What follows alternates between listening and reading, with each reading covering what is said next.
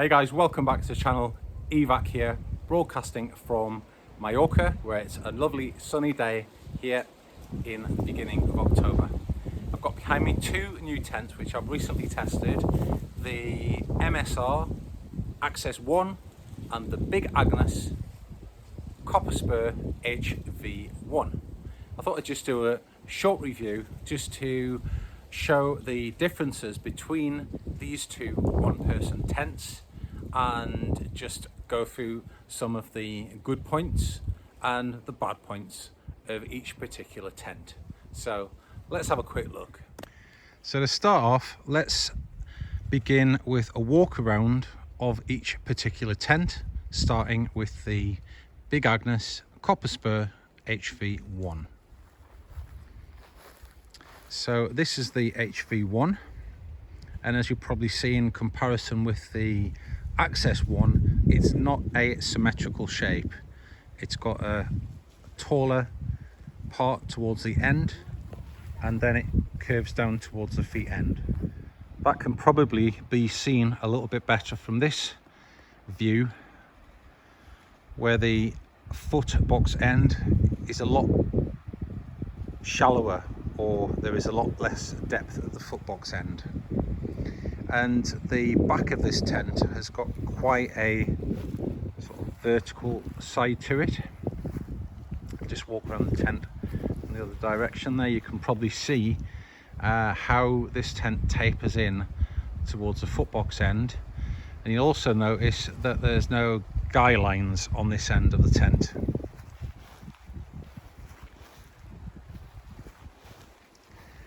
I would say it's been reasonably well constructed. I always look for creases in my tents when I'm setting them up. There's not a lot of creases. There's a bit in that corner there which I could have maybe got out by tensioning the guy out points a little bit better.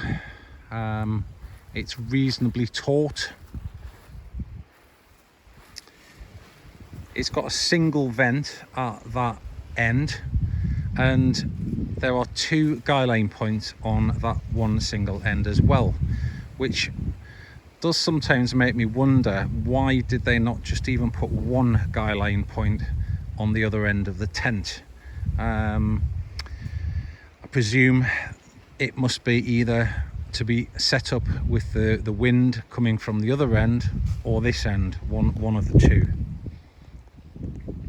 So the door on this Big Agnes tent has got actually two zips, and I haven't tried this setup myself, but you can actually guy out the door to make a little porch using your trekking poles.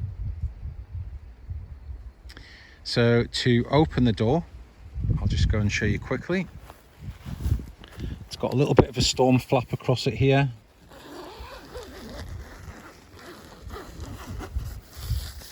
Single zip. I have heard some people complain about the zips getting snagged.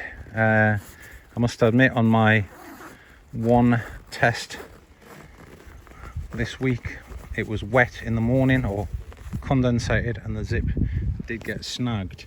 So this door has got these points here. You can put your trekking pole on that and sort of hold it out there to make like a porch, but to be honest, it's not something I'd ever want to do with this tent. The door can be clipped back up on the top here.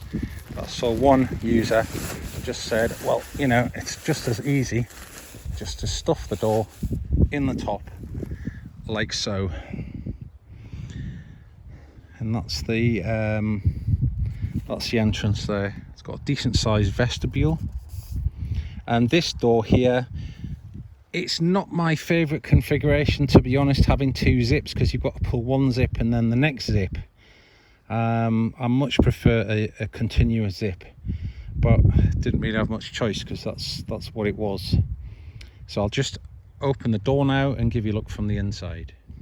So that's the door opened. It's a good size, and I'll just show you. You can either clip the door back with that toggle, or you can stuff it into the little red piece of webbing there. So it's a good it's a good size entrance to get in and out of. Just go and have a look at the inside of it now. You can probably see, I'll show you how thin this material is. Look, I put my hand on the grass there. You can see the grass through the tent. That is how lightweight this stuff is. And again, you know, for people considering weight, it's something to think about, because Big Agnes strongly recommend using a footprint with this tent. But again, it kind of defeats the object of buying a lightweight tent and then having to carry a footprint round, even though the footprint might only be 100 or 150 grams. So you might as well just add the weight of a footprint, or what I do is use a aluminium foil blanket cut to size, which weighs about 30 grams, just to keep the bottom of the tent clean. But providing you don't pitch it on any sharp rocks or anything like that, I think it's pretty durable, this ripstop sill nylon that I've used. So inside the tent, you probably see down there, the footbox is around about 74 wide, I think it is, something in that region. And the head end of the tent is a lot wider at about 94. So it's got that sort of taper to it. There's some nice little features in the Big Agnes actually. Like you've got these little pockets here to put some stuff in, 2 of them, a little hole to put your headphones through. I'm not sure I'd ever really want to do that, to be honest. I'd just, if I was listening to music, I would just listen to it and have the phone with me. And then we've got a nice big pocket down here as well, which is quite big. But one thing I found the other night was when I put stuff in that pocket, watch what happens, look. It pulls the inside of the tent in, which gives it that sort of more constrained feel inside.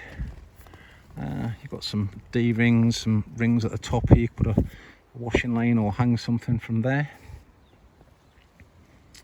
So yeah, compared to the Access that I'll show you in a minute, you know, one thing I would have liked and may even contemplate doing would have been here to just put a little pull out on there that would just pull that out on the side and just give the tent a little bit more, give it a bit more room. I think it could take it, but again, there's not really a lot you could do with this side, to be honest, because there's you know, where the door opens here. Let me just see if I can unclip this with one hand.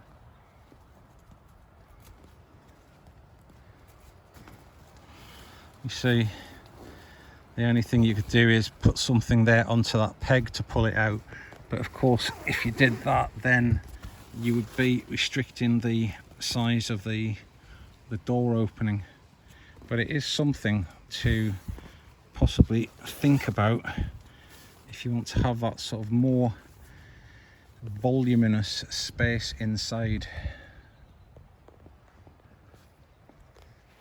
So there she is, the Big Agnes Copper Spur HV1. Weighs in at round about 1,080 grams. That's the tent, the poles, the pegs and the bag. Incidentally, you only get 7 pegs with this tent. What the hell is the point in selling a tent which needs 10 pegs and only supplying 7? So that I am not too sure about. I've purchased another 6 pegs, but you know, I just don't see the logic.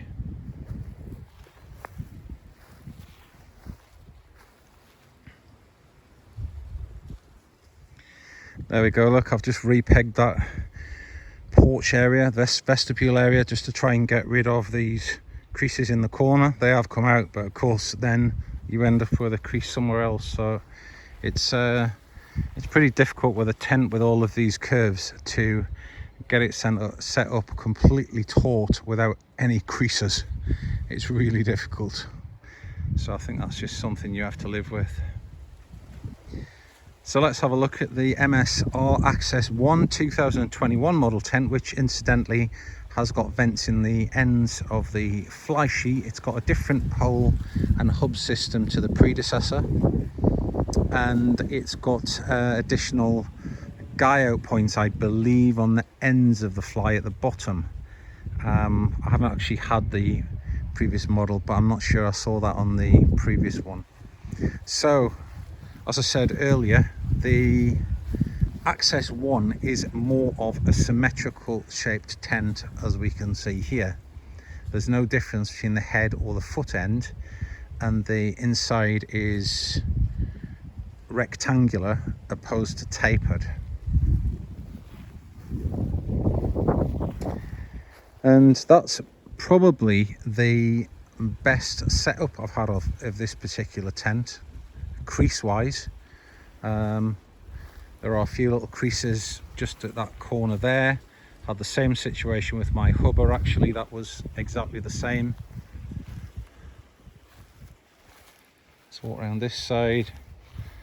You can see it's more or less the same at that end as well. I mean, that is basically just the template of the fabric hasn't been cut correctly, and it's not tight enough on that ridge there. So that's why we've got those creases there. But you can see this tent has got vertical poles where the ends of the top pole come down. It's got vertical poles to support the roof in the winds, and it's also got a hell of a lot of guy lines. The two on the ends, I actually installed the low one myself just to pull that vent open. It has got a stay, but it seems to press a lot on the inside rather than the vent having enough excess fabric to just open, which someone else actually pointed that out in a first review of this 2021 model Access 1. And this is the view from the other side of the tent, which it's actually got a similar profile to the big Agnes, with that back quite vertical wall in the fabric there. Here we've got a little view from this aspect here. And as you can probably see, even though I haven't got them staked out, this tent does have a standard 8 guy line points in addition to the 2 I put on the ends. So I would say in comparison with the big Agnes, it would withstand a lot more wind. However, it is classed as a 4-season tent, whereas the big Agnes is classed as a 3-season tent.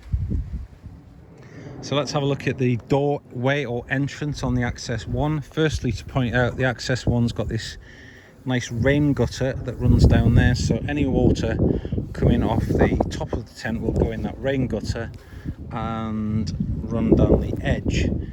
In comparison with the Copper Spur 1, this doesn't have that feature, although it does have the opening porch feature, which you can peg out with your trekking poles. I'll get my words right in a minute. So that is a nice feature on the MSR Access 1. Zip wise, got some Velcro fasteners there, and I must admit I've used this tent a couple of times, had no problems with the zip. It has got the double opening zip, which I omitted to say that the Copper Spur also has, so you can open the tent from the top. I'll just pin the door back. So that's the door pin back on the Access. Vestibule is about the same size as the Copper Spur, I would say. But one thing I do like about my Access is the zip. Watch. One-handed zip, not 2 zips, which I much prefer. So that's the door pin back on the Access 1, and let's go in and have a look. So the first thing to look at is the battle floor, and in comparison with the Big Agnes, as you can see, it's not see-through. This is a much heavier floor fabric. Consequently, I would never think that you would need to take a footprint with this tent. So that's one comparison. I think this is a 30D nylon floor if you check the MSR website. So we've obviously, this is a 4-season tent with much less mesh in it. The vent that you can see at that far end and the vent I've got here as well, I actually put those in myself because I'm in a much warmer climate to use this tent than probably most people. Put one at the head end as well, so I get a cross flow of air through the tent. But in comparison with the Big Agnes, it just feels much more roomy. That's probably to do with this vertical pole that comes down there, which pulls out the inside of the tent, and it does just make it feel so much more roomy. I've got a gear loft up there which I made myself. That's very handy to put a few bits and bobs in.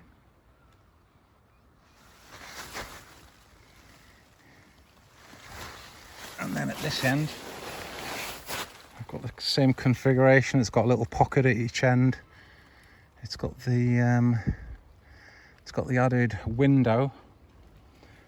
The only downside to this tent in the summer would be, of course, if you wanted to do a bit of stargazing, it's not all mesh, and it's not going to have as good ventilation that the Copper Spur 1 has got.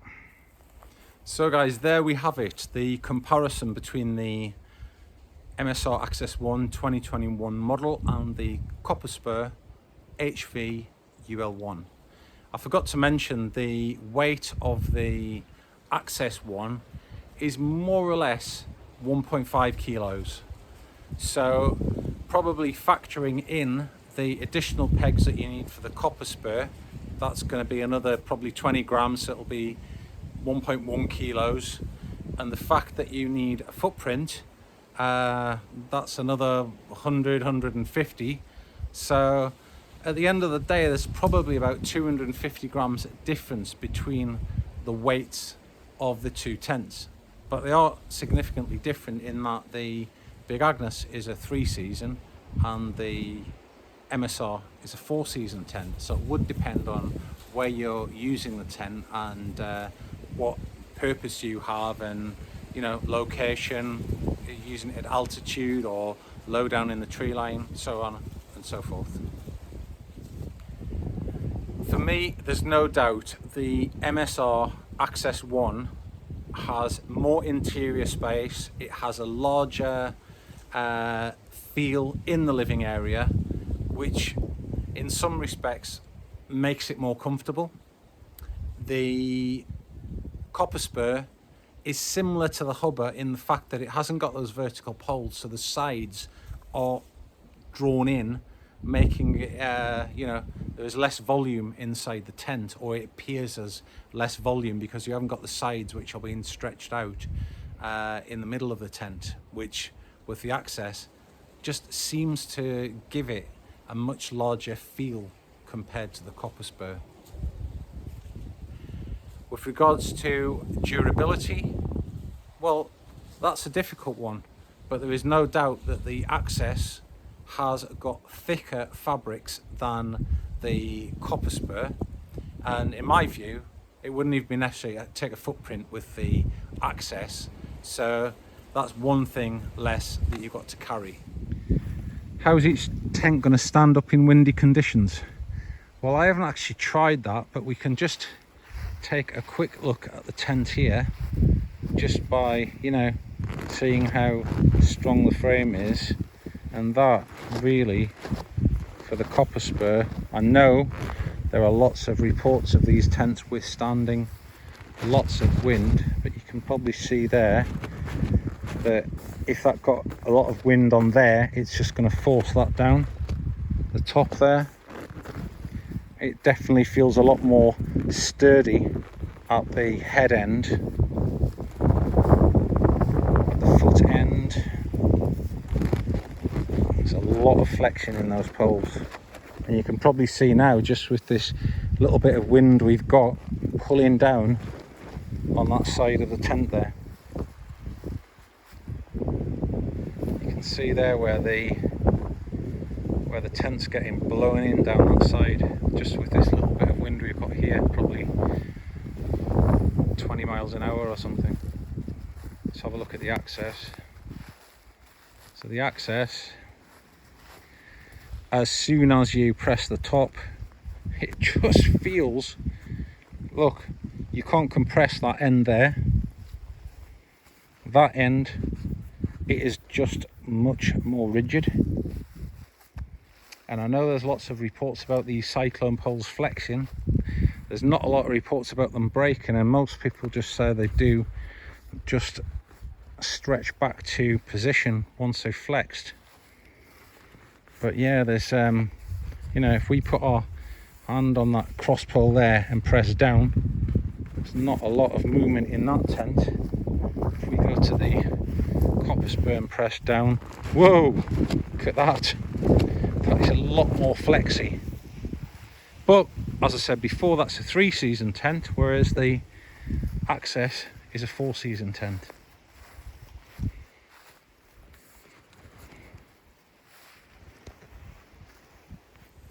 So guys, thanks for watching. Sorry I haven't covered all the points of these two tents. It's just basically my opinion further to some basic tests. I've used the Access once or twice. I've used the copper spur once.